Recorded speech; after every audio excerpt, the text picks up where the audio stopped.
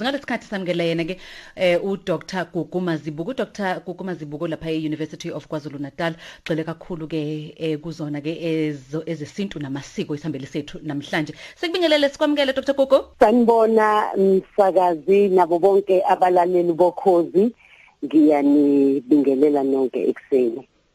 Kuyintokozo enkulu mgabha futhi siphinde sibe nawe. Sekube yithutshana nokho sagcina ukuxoxisana nawe. Ngicabanga ukuthi mthatha iminyaka sagcina ukuxoxisana emibili futhi sagcina ukubonana lapha ya nizosicitsha kulolu limi lesizulu lapha ekhona UKZN. Yebo, enyuvesi ngiyakhumbula kakhulu, ngiyakhumbula. Mgabha mafu kuyaqala ukuthi iningi lethu sithi siphila kusona lesizukulwane sethu kukhothame isilo. Okusho ukuthi okuningi okwenzekayo manje iningi lethu alikwazi, asikaze sikubona, asazi nanokuthi kwenziwa kanjani. Siyabona siyafundiswa ukuthi yindaba ukuthi isilo sikhotheme, yindaba kuthiwe sebuzile, yindaba kuthiwe siyatshalwa njalo njalo. Ake siqale eqaleni siyilande lento le.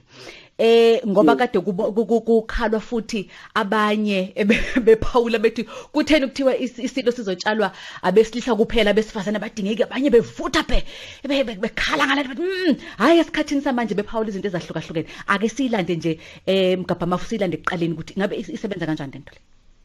Yebo, angeke ngithi nje nasekuqaleni embuzweni wokuqala okumele sikukhumbule ukuthi isizwe samaZulu sizwe sidala kakhulu. Amasiko amaningi nemikhuba eminingi yayiqale ngezikhathi zakudala kusekhona amakhosi amadala. Siyazi ukuthi izikhathi zakudala kwakuyizikhathi zezimpi kakhulu. Ingakho ke bekuyaye ukuthi uma ngabe isilo kuukuthi asisaphilile, asiphathekile kahle, kungashiyo ukuthi isilo siyagula, kuthiwa isilo siyadunguzela. Okuyinto engeyona into ebabazekayo kuthiwe siyadunguzela, ukuze phela izizwe lezi ngomakhelwane nezinye izizwe ezifuna ukuhlasela zingayiboni uZulu engenamandla ngenxa yokuthi isilo siyadunguzela. Bese kuthi uma sekufika isikhathi sokuthi isilo ke sesiyakhothama, angeke akushiyo ukuthi isilo sishonile noma sifile, ngoba lokho into efayo into engavuki, engavuseleleki, ongeke usenza lutho ngayo. Kanti ukukhothama nje kusuke kukuthoba kungokwesikhashana, ngoba sisuke sazi ukuthi sizothi uma ngabe sesikhothamile satshalwa bese sesibuya sesibheka isizwe, ngoba phela sisuke naso ke sesibheke isizwe sesingale. Futhi ke asikwazi ukuthi isilo kuthiwa sifile, ngoba isilo sihambisana nesihlalo sobukhosi. Isihlalo sobukhosi ke asifi. Uma ngabe sesikhothele kulungiselelwe ke bese kuthiwa isilo sizotshalwa.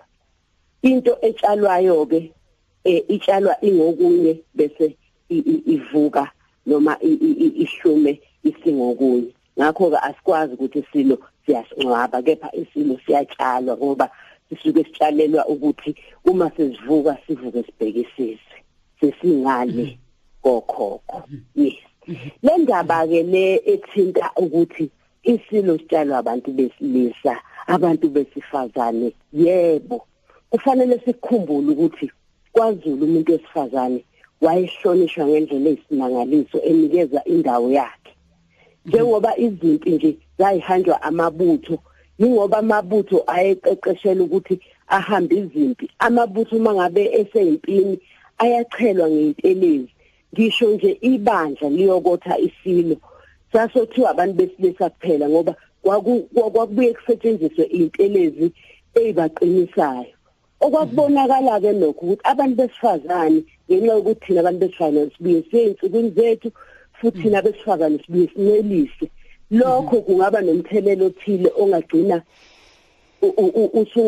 usuwenza ukuthi nengane encelayo isihabule mhlawumbe lokhu okade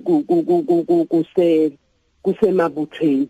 Okunye ke futhi okufanele sikwazi ukuthi kusukela izilo ezindala kuze kube manje zonke amakhosi ayengaphekelwa umuntu wesifazane, aphekelwa umuntu othile wesilisa. Hayi ngoba ebandlulula umuntu wesifazane, kepha ngenxa yakho lokhu ukuthi kunezinto okusuke kufanele ukuthi avikeleke kuzona, nokuthi iSilo njengoba siwumholi wesizwe, siwumholi wempi futhi, ngoba makuphuma impi isuke ikhishwa ngoholo lwaso. Kodwa ke konke okwenzeka manje akuyona into eqale ngeSilo lesisibusayo, indlela phila yabonke ubukhosi bakwaZulu kusukela kudala. Puthini lento yokuthi kubukeke sengathi iphikisana nesikhathi sesimanje manje indlela ekwenziwa ngayo, ngoba kuthiwa chaphela izikhathi sezashintsha. Umuntu wesifazane kusekuthiwa 50-50, sekuthiwa umuntu wesifazane uyalingana ngokwamalungelo nomuntu wesilisa, bese ke iqhamuka ngalolo hlangothi ke lolu ukuthi ngoba indlela oyibeka ngayo ibeka mnandi ukuthi kwakuyinxa ukuthi wayihlonishwa umuntu wesifazane, futhi kubalekelwa into ukuthi agcine yena noma usana lo lasuke lincelisa kube ukuthi behabula okungeko okungafanele, kube ukuthi kuyangena kubona. Kodwa ngapha uma sesibheka manje ngezikhathi zo 2021 sekuthiwa cha, lento iveza ukucindezelwa kwabantu besifazane, ngoba uma kuukuthi abantu besifazane ngempela bayahlonishwa, kufanele nabo bavumeleke kulezi ndawo lezi kuthiwa yindawo ezingasese, yindaba bezovalelwa ngaphandle, kuthiwe mabangaziboni izinto ezithile, mabangabi ingxenye yezinto ezithile, kubacindezela lokho. Basho njalo abaphawulani. Ngiyajabula ke ngoba nami ngumuntu wesifazane, ngoba ngikuqonda kahle lokho ukuthi akekho umuntu owayevikela njengomuntu wesifazane, ngoba ukube kuthiwa manje izimpi sekhona, kusho ukuthi ngabe manje thina abantu besifazane sithi sicela nathi ukuthi sihambe siye empini, ngoba savikelela ukuthi siyinzala abantu. Uma ngabe kufa abantu besifazane, kusho ukuthi isizwe sifile. Abekho abanye abantu abasayophinde bandise isizwe kuleli likaphunga noMageba. Ngakho ke ngokwami umbono nangokomlando, umuntu inhloso kwakukumvikela umuntu wesifazane, kanti futhi akaguquki namanje. Abantu besifazane namanje ibona basenzala abantu besifazane namanje ibona basancelisa abantu besifazane. Ngakho ke angiboni ukuthi ukhona ukucindezeleka, ikakhulukazi uma ngabe kukhulunywa ngaleli siko nemikhuba ebiqhutshwa esizweni samaZulu. Nzima, kuzwakala kahle kakhulu. Siyabonga kakhulu ukuthi uthathe isikhathi sakho uzosichazela, uzosifundisa, ngoba siyabona ngempela ukuphawula. Kodwa mhlawumbe sesisonga umbuzo nje engingawubuza ukuthi yebo indlela le ebekuphilwa ngayo nje obushilo ukuthi kusukela kudalo kusukela mandulo bekuphilwa kanje, kuyile imithetho elandelayo, kuyile imigomo elandelwayo.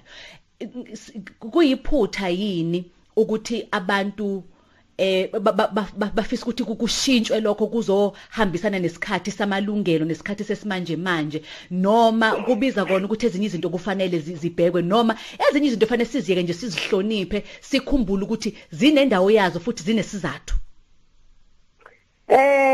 Bengisaqala nje ukuthi ke ngikuveze lokho ukuthi isizwe ngamasiko aso, isizwe ngamagugu aso. Ngakho ke kumele sihloniphe lokho ukuthi konke lokhu kungamagugu esizwe samaZulu. Uma ngabe sikuguqula thina, kusho ukuthi ke sesishabalalisa onke okungamagugu ethu nokuyithi thina amaZulu okusenza sehluke nakwabanye. Ngakho ke izinto ezinjengalezo kufanele sibhekelele ukuthi ziyagcineka, ziyalondeka, ngoba zazinechaza ezazilibambile futhi nokubaluleka kwazo okwenza ukuthi kufanele singakuvumeli ukuthi zishabalale. Sibonga kakhulu Nzima. Ngiyabonga kakhulu.